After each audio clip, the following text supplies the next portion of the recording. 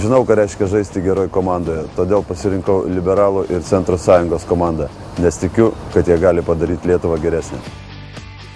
Tikiu, kad būdami kartu mes padarysim Lietuvą geresnę ir draugiškesnę visiems žmonėms, tame tarpe ir tiems žmonėms, kuriuos aš atstovauju neįgaliesiems. Pasirinkau Liberalų ir Centro sąjungą, todėl kad ši partija visada yra lyderė. Būdamas savo srityje lyderių, renkuosi lyderių partiją.